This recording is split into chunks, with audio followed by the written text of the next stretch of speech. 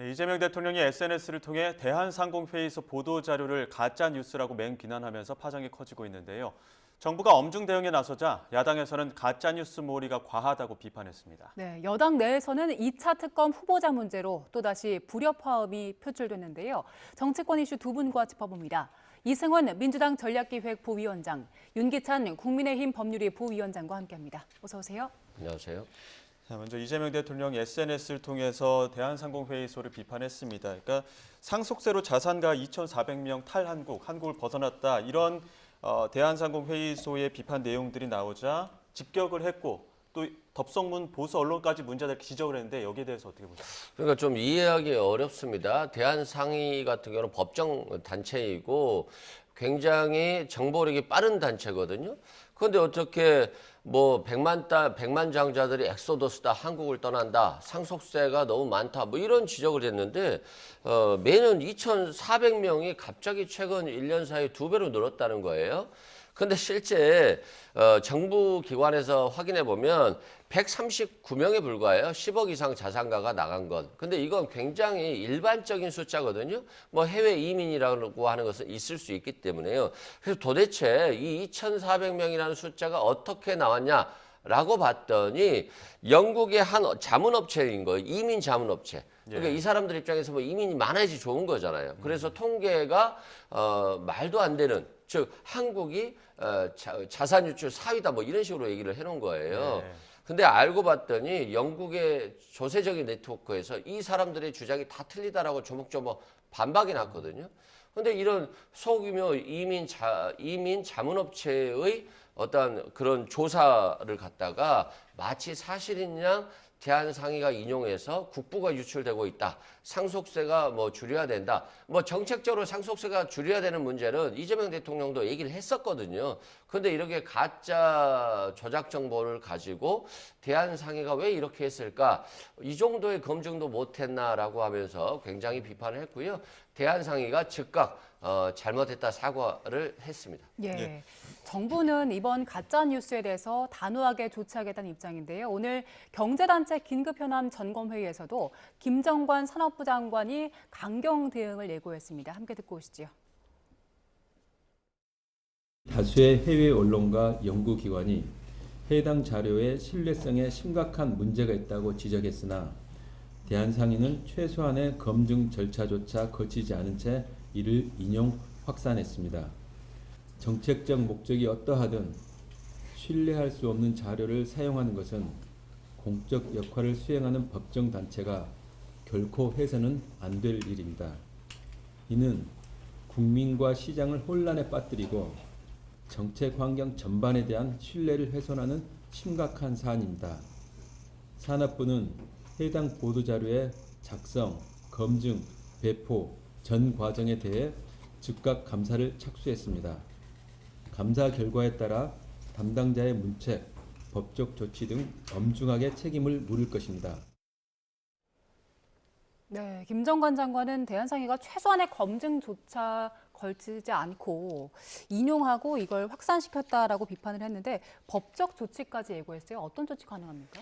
저는 사실 좀 심하다는 생각이 드는 게 대한상의가 인용한 해당 그 영국 이민 컨설팅사의 통계 이게 잘못됐다는 거거든요. 뭐 잘못된 것을 국세청이 발표한 대로 실제 2,400명이 아니고 130여 명이다라고 발표하면 될 일이에요. 근데 이게 통계 자체가 대한상의가 한 이 게재한 취지에 직접적 연관이 있는 건 아니거든요. 이 정도로 상속세 개편이 시급하다라는 취지였던 거예요. 그러니까 다시 말하면 대한상의라는 것은 이제 기업가 집단이잖아요. 그러니까 상속세 특히나 이제 기업 최대 주주의 뭐 이 가산세율 같은 걸 낮춰달라는 취지로 본인들의 주장을 뒷받침하는 통계를 인용한 거거든요. 물론 이렇게 부적절한 인용을 하면 안 되죠. 바로 사과는 잘했고. 그럼 정부가 할 역할은 그거 잘못된 통계다라고 국민께 알려주면 될 일이지 이걸 무슨 법적 조치 운운하면서 뭐 감사에 착수하겠다. 지금 산업통상부 저렇게 나오죠. 그다음에 기재부 또 얘기 나오죠. 그래서 국세청 또 얘기 나와요. 이렇게까지 달려들 일인가라는 생각은 기본적으로 합니다. 그러니까 상속세 개편 관련해서 대통령이 이 통계를 갖다가 이렇게 저격하시면서 하는 이유는 상속세 개편과 관련된 논거를 저격함으로써 상속세 개편 논의가 조금 정부 측 안으로 흘러가게끔 하려는 것 같긴 해요. 왜냐하면 상속세 개편에 대해서 필요성이 쭉 유지가 돼 왔었고 그간에 여야가 어느 정도 공감대는 이루어졌었거든요. 그러니까 실제 배우자 등 공제 범위를 늘리거나 또는 지금은 상속 전체 세에 대해서 연대 책임을 지는데 이것을 자기 받은 만큼만 지자, 유산세 형식으로 하자, 유산 취득세 형식으로 이런 식으로 개편 논의가 이어지는데 갑자기 이제 이렇게 저는 대통령이 강하게 반응한 이유는 가짜 뉴스가 해당 취지에 직접적인 관련이 있는 건 아니거든요. 예. 이렇게 이런 논거를 대면서 하는 거기 때문에 저는 그 가짜 뉴스로 인해서 어떤 뭐가 훼손됐다고 보지는 않아요. 예컨대 현재 법정 단체지만 민간 단체예요. 민간의 자기들끼리 단체이기 때문에 여기서 나온 것은 국민께 신뢰는 주지만 정부가 다 이렇게 반박하면 끝날 일이거든요. 예. 그러나 이제 국가기관은 다르죠. 국가기관이 만약에 이런 식으로 뭔가 통계를 잘못 발표했다 그러면 그 문제가 있죠. 그래서 지난 문정부 시절에 통계가 잘못됐다 그래서 뭐 조작 얘기까지 나와서 재판까지 가고 그랬잖아요. 예. 이건 심각한 문제예요. 그런데 지금 민간 단체에서 외부에 있는 여러 가지 통계 중에 본인한테 유리한 통계를 만약에 의도적으로 했다는 문제가 있지만 예. 어쨌든 의도가 아니고 실수였다 그러면 이렇게 반응할 일인가. 예. 이 부분은 그럼 앞으로 통계를 어떻게 다 일일이 검증해서 올려야 되는데 민간 단체나 민간인들이 통계 검증은 거의 불가능해요. 왜냐하면 특히나 지금 국세청에서 얘기했잖아요. 자기들은 과세 정보가 있고 예. 그다음에 출입국 관리국 이런 출입국 정보가 있고 이러니까 이게 뭔가 통계가 검증이 가능해요. 그러니까 검증 역할을 하면 될 일이지 통계에 대해서 검증 권한이 없는 민간 단체 등이 일부 인용한 통계가 잘못됐다고 해서 이게 마치 국가의 국정을 흔드는 것인 양 반응하는 것도 저는 왜 이렇게 역대 이렇게 반응한 적이 없잖아요. 예. 그런 부분에서 이제 오늘 아침 장동혁 대표도 회의에서 대통령이 많이 긁히신 모양입니다. 뭐 이렇게 하면서 지적을 하기도 했습니다. 자, 근데 또 다른 한편으로는 이재명 대통령이 SNS를 통해서 민간 임대 사업자에 대한 문제점도 지적을 했거든요. 그러니까 지어서 임대하는 사람 말고 사서 임대하는 사람 이 부분도 좀 문제 있는 거 아니냐 이런 지적이었는데 여기에 대해서는 어떻게 보십니까? 대통령께서 계속 SNS 메시지를 통해서 부동산 정책에 대해서 얘기하고 있잖아요. 대통령이 굉장히 전방위적으로 공부가 잘 됐다. 그래서 비합리적인 것들에 대해서는 단호하게 정리를 하겠다라고 하는 메시지를 내고 있는 것 같습니다. 정책의 일관성을 국민들께 보여주는 것이고요. 예를 들어서 한 사람이 주택을 4채, 5채, 6채 사서 투기를 한다면 그건 굉장히 부적절한 거잖아요. 예. 한두 채, 두세 채가 아니다라고 한다면. 그런데 여기에 대해서는 중과세를 한다던가 여러 가지 대책들을 세웠는데 이제는 임대를 목적으로 건설해서 서민들에게 임대를 하는 게 아니라 그냥 매입합니다. 수십 채, 수백 채를 매입을 해요. 그래서 한 사람이 수백 채를 가지고 있고 이 수백 채를 갖다가 임대사업자 등록만 한 다음에 임대를 하는 거예요. 그러다 보니까 임대사업자로서의 혜택만 많이 보면서 어떤 중과세라든가 여러 세금에 있어서 이 회피를 하는 거예요. 그렇다고 한다면 대통령이 아무래도 중과세, 다주택자에 대한 중과세를 한다 할지라도 임대사업자들에게는 또 다른 혜택이 발생해서 부동산이 계속해서 폭등하는 문제가 발생할 수 있다. 그래서 이런 불합리한 구조로서의 하나의 예를 든 겁니다. 근데 대통령이 이렇게 예를 들었다라고 하는 것은 이것도 지금 합리적인 방향으로 시정 조치를 하겠다는 거예요. 최근에 그런 말을 했잖아요. 어떻게 지방은 한 채의 3억인데 서울은 한 평의 3억이냐. 네. 이게 너무 불합리가 심화되면요. 이게 수도권 집중 현상이 일어날 수밖에 없어요. 지방집 팔아서 서울에 조그만 수도권에 집 하나 사놓고 그게 계속 오르기만을 바랄 수 있고 그럼 모든 인구 구조가 수도권으로 몰리는 거잖아요. 그렇기 때문에 이런 굉장히 부적절하고 부조리한 문제들을 하나씩 해결하겠다고 하고 그리고 SNS 통해서 직접 발표함으로써 대통령이 자신의 소신을 굽히지 않겠다. 중과세 유예 문제도 아니 왜 대통령이 이렇게 협박하면서 국민들께 집 팔라 하냐라고 보수 언론은 얘기하지만 중과세는 하겠다라고 하는 게 4년 전부터 있었어요. 대선 오면 또 중과세 유예해주고 또 총선 오면 또 유예해주고 지방선거면 유예해주니까 정권만 바뀌면 총선만 오면 지방선거만 오면 대통령이 바뀔 거야 라고 하고 있으면 안 되는 거잖아요.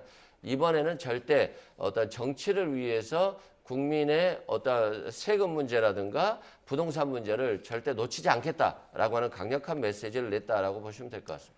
예. 이재명 대통령이 그 똘똘한 한 채 이야기하면서 비거주 1주택까지도 문제를 삼았는데 국민의힘에서는 그러면 이거 대통령 먼저 팔아라, 분당집 먼저 팔라 이런 주장 나오고 있는 상황인데 여기에 대해서는 어떤 입장이세요? 일단 그 이 대통령께서 똘똘한 한 채 이제 비거주용 얘기하시면서 이제 비거주 한 주택을 소유하고 거주는 다른 데서 하는 경우가 많이 있을 수 있잖아요. 그러니까 본인이 뭐 학업이나 아니면 아이들 그 학업 또는 본인 직장 이런 문제 때문에 그러니까 그런 것들에 대한 사정 고려치 않고 똘똘한 한 채는 한 채를 갖고 있는 건데 예. 한 채에 대해서 팔게 하려고 세금을 부과하게 되면 그분들은 어떻게 해야 되죠? 이거 세금을 내는 수밖에 없는 거잖아요. 그렇다고 해서 뭐 직장을 옮길 수 있는 여건이 안 된다 그러면 그대로 세금을 맞는 상황이고 그대로 살아도 만약에 똘똘한 한 채 세금을 부과한다 그러면 이거는 세금을 위한 정책이지 주거 정책이 아닌 거죠. 그러니까 그런 그 어떤 주택 시장에 대한 신조를 갖고 있었다면 이 대통령이 그 2014년도에 국회의원 당선되고 나서 개항에 사셨잖아요. 예. 그럼 그때는 왜 안 팔았냐 이거죠. 그 똑같이 투기성 수요인가요? 그러니까 본인은 다 거쳐오면서 불가피성을 알았을 거 아니에요. 그런데 그거는 본인은 이해를 하면서 국민들이 여러 가지 사정으로 그 불가피한 사정으로 비거주용 일가구 1주택을 갖고 있는 거에 대해서 이건 투기성이다 이렇게 진단하는 것이 맞느냐. 기본적으로 안 맞는 거죠. 그래서 물론 핀셋으로 골라낼 수 있으면 적절하겠지만 이것이 불가피한 비거주인지 아닌지를 어떻게 압니까? 일일이 다 그럼 국민을 감시하겠다는 건가요? 그러니까 어느 정도는 정책을 위반할 때 불가피한 부분을 인정해주고 넘어가야 되는데 그런 측면에서 문제가 있다는 거고 그다음에 민간 임대주택 관련돼서 아까 말씀 주셨지만 이 부분은 대통령이 화두를 던질 만은 해요. 그런데 이게 2015년도부터 있어 왔던 거예요. 저희가 임대주택법이 생겨서 임대주택을 많이 공급하자 해가지고 그 당시에 민간과 공공이 건설과 매입을 통해서 임대 분량을 많이 생산해냈다고요. 이것이 2014년도부터 있었던 거니까 지금 오늘내 있었던 제도가 아닙니다. 그러니까 민간 임대주택을 할 때 그 사람들은 10년간 못 팔아요. 10년간 임대를 쭉 유지해야 되는 거고 그다음에 5% 이상을 임대료를 못 올려요. 이런 식으로 어느 정도 재산권의 제약을 주면서 당신들은 많이 사도 이거 세제 혜택을 주겠다라고 여야가 합의해서 만든 법에 의해서 되는 거거든요. 그런데 지금 와가지고 이걸 고칠 필요성이 있다라고 문제 제기는 좋지만 이게 마치 악인 양 이런 식 관점을 들이대게 되면 그간에 합의해가지고 법으로 특별법 만들어서 온 건 뭐죠? 그러니까 이런 식의 관점이 안 맞다는 겁니다. 대통령이 이런 건 지적할 수 있죠. 그러니까 10년 동안에 임대주택을 유지할 의무가 있는데 만약에 거의 재건축이 되면 그건 의미가 없어지거든요. 이런 것들을 지적하실 수가 있어요.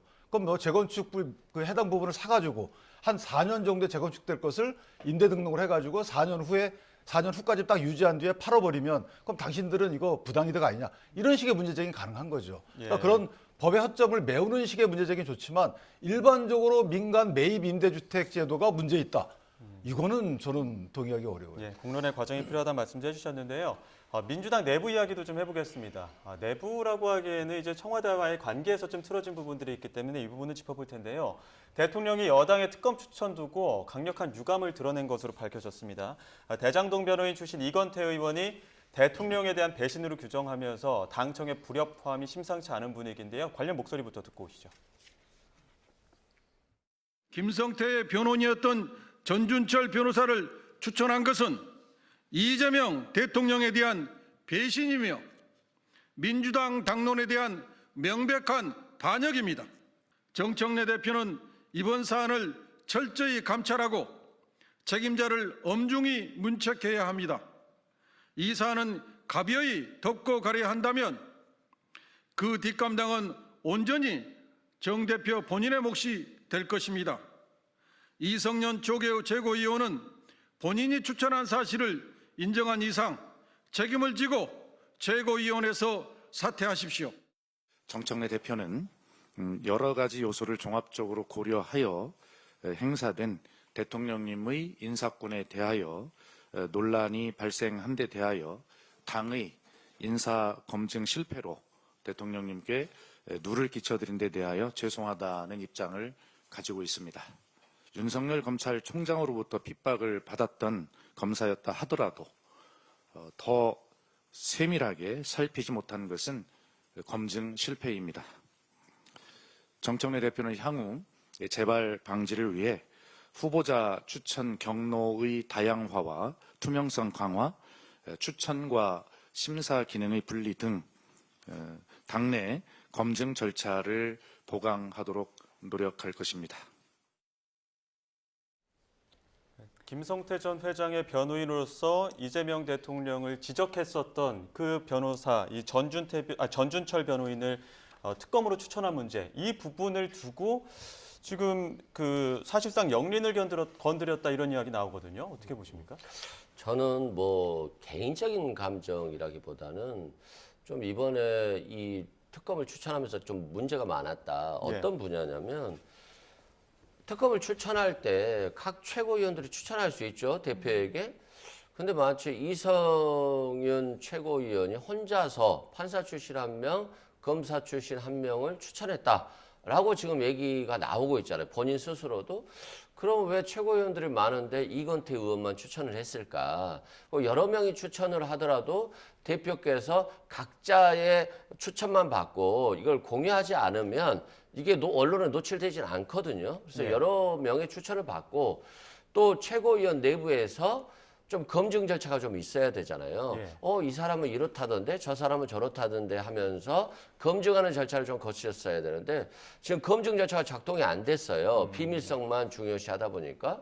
그리고 일반적으로 특검을 추천할 때는 법사위와 또 상의를 하는 경우가 많아요. 근데 법사위와도 전혀 상의가 안 됐다라고 하니까 마치 이성윤 최고위원이 추천하고 당대표가 그냥 바로 받아들인 것처럼 뭔가 좀 이상하잖아요. 그래도 민주당이라고 하는 것은 집권 여당이고 공당인데 그 시스템, 인사검증 시스템이 제대로 되지 않았다가 아니라 인사검증 시스템이 제대로 작동되지 않은 거죠. 검증 시스템은 있었다라고 봅니다. 그런 측면에서는 좀 이게 굉장히 좀 반발이 있었을 것 같고요. 두 번째는 전준철 변호사가 뭐 과거 윤석열 정부의 탄압을 받았는지 여부에 대해서 잘 모르겠어요. 그것과 관련한 내용들은 별로 나오지 않아요. 그런데 성과라고 하는 도이치모터스 수사를 열심히 했다. 또는 한동훈의 채널A 사건을 열심히 했다라고 하지만 도이치모터스 사건 기소도 못 했잖아요. 정말 이분이 기소하고 나서 윤석열 전 대통령의 탄압을 받아서 옷을 벗었다든가 이러면 모르겠습니다만 기소조차 못했는데 무슨 뭐 특별히 성과가 없잖아요. 한동훈 채널A 사건도 무죄 판결 받았거든요.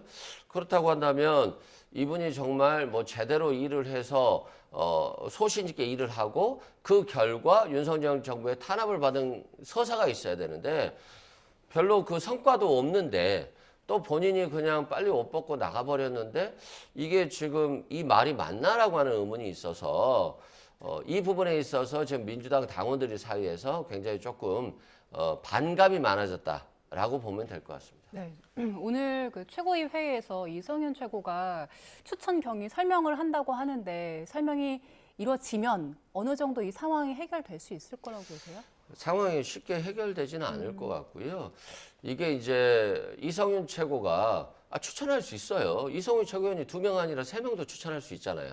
근데 왜 이성윤 최고위원만 추천한 사람만 가지고 당대표가 이렇게 결정을 했을까에 대한 의문이 있어요. 이 부분에 있어서 이성윤 최고위원이 자신도 몇 명을 추천했고 다른 최고위원들도 추천을 했는데 최종적으로 검토한 결과 전준철 변호사로 낙점이 됐다. 이건 전혀 문제가 없는 겁니다. 이렇게 한다면 다 해명이 되는데 다른 분들은 아무도 추천을 안 했는데 이성윤 최고위원만 추천을 하고 아무와 상의 없이 이 전준철 변호사로 결정이 됐다라고 한다면 이건 후폭풍이 조금 더 커질 수 있다 이런 말씀드리고 실제 조국혁신당과의 통합 문제는 절차적인 좀 문제가 있었지만 좀 소통의 문제가 있었지만 명분은 같이 갈 수 있는 거거든요. 왜냐하면 한 뿌리에서 나왔고 지난 대선 때도 후보를 내지 않으면서 야권이 결집하는 모양새를 보여줬기 때문에 충분히 명분은 있기 때문에 정청래 당대표께서 절차와 소통을 잘 한다라고 한다면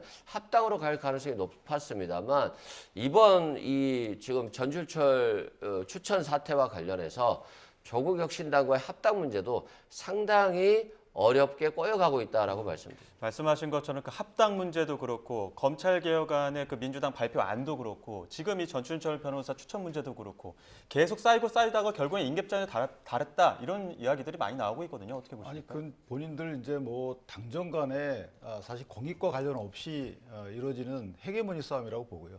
저는 이 헤게모니 싸움이 공익을 집어삼키고 있다라고 봐요. 역대는 내부적으로는 그런 이유나 그런 목적하에 그런 논란이 있을 수는 있죠. 근데 이렇게 공개적으로 반발이 나오고 거기에 대해서 공개적인 해명이 나오고 하는 거는 저는 되게 이상하다라고 길을 잃었다고 봅니다. 예. 이건 인사 검증 문제가 아니고 인사 기준의 문제예요. 예를 들면 장차관이나 기타 여러 공직자 임명할 때는 우리한테 어떤 도움이 되고 우리한테 어떤 공을 세웠고 이 정도는 있을 수 있죠. 공익을 넘어서지 않느나. 그런데 특별검사라는 것은 이게 특별검사 제도가 왜 생겼습니까? 이건 정치적 중립성과 공정성 때문에 생긴 거예요. 검찰이 할 수 없는 그런 뭐 정치적 중립성, 공정성을 좀 더 담보하기 위해서 국회가 추천하는 거란 말이에요. 그런데 대통령께서 이거를 뭐 전해지는 말에 따르면 문제가 있다, 크게 노했다라고 하는 이유가 뭐냐면 본인에게 불리한 짓을 했던 김성태를 변호한 이력 때문에 했다는 거예요. 아니 그럼 이런 인사 기준이 어디 있습니까? 그럼 오히려 더 공정할 수 있는 거 아닌가요? 그거를 본인 속마음이 있다 하더라도 이렇게 내가 이 불편하게 생각한 이유가 이런 이유를 역대 낸 적이 없죠. 명분만큼은 공정성을 훼손할 이유가 있다 이렇게 냈어야 되는 거예요. 그다음에 민주당에서 추천 이유를 밝히는 것도 각오 아니에요. 왜냐하면 윤석열 전 대통령을 수사할 특별검사를 고르는데 윤석열 정부에서 핍박받았기 때문에 골랐다는 거예요. 어떻게 이런 말을 대놓고 하죠? 역대는 설령 내부적으로 그랬다 하더라도 그렇게 얘기 안 하죠. 공정한 사람이다라고 해서 이렇게 얘기하는데 이제 아예 대놓고 윤석열 정부에 핍박받았기 때문에 뭔가 열심히 그 이상 수사할 만한 사람이니까 골랐다. 이거를 국민께 대놓고 얘기합니다. 이런 인사 기준이 어디 있습니까 도대체? 저는 이거는 국민 무시가 아닌가. 이제는 대놓고 얘기를 해요.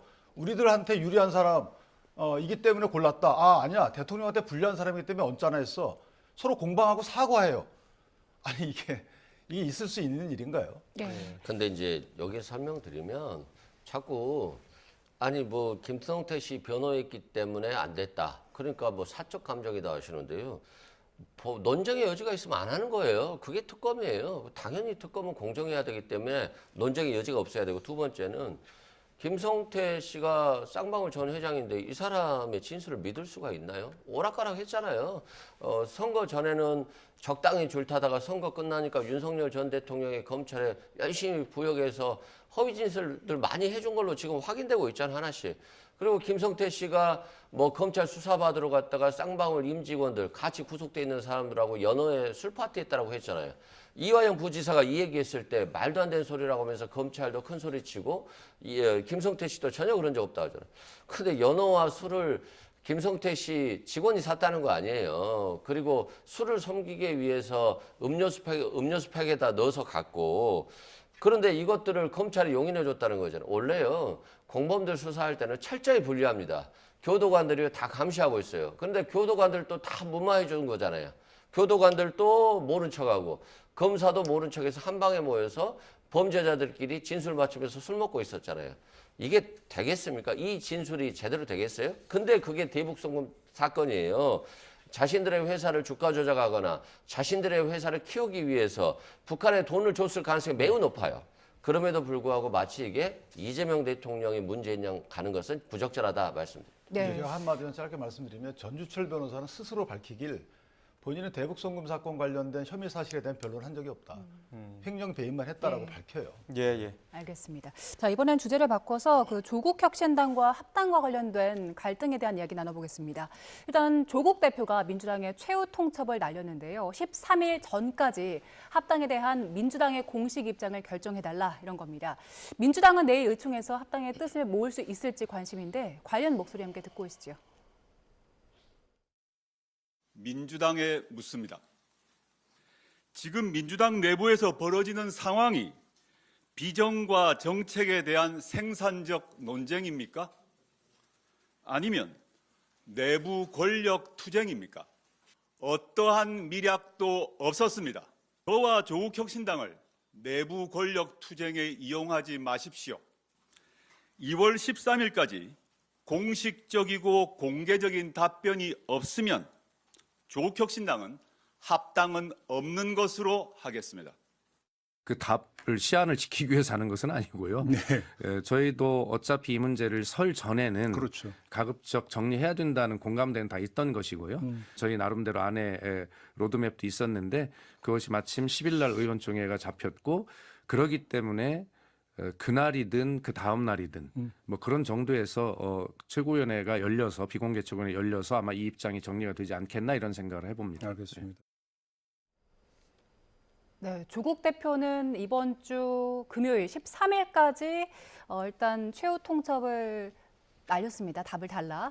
그런데 민주당 쪽에서는 내일 의총을 가진 뒤에 그 이후에 입장을 정리하겠다고 했는데 지금까지 분위기를 봤을 땐 여전히 합당에 대한 반대 목소리가 당내에서 높은 상황이잖아요. 하나로 의견을 모을 수 있겠습니까? 쉽지는 않을 것 같습니다. 좀 진통 속에서 통과될 가능성이 조금 더 높지 않나 그렇게 예상을 했었는데 어제 전준철 변호사 사건으로 조금은 더 이상 기류가 생긴 것 같고요. 조국 혁신당 입장에서 보면 과거에는 윤석열 전 대통령이라고 하는 거대 악이 있었기 때문에 더 선명성 있게 좌로 가도 지지를 많이 받을 수 있었는데 지금 입장에서 보면 애매모호한 정당이 좀 돼 있어요. 지지율도 낮고요.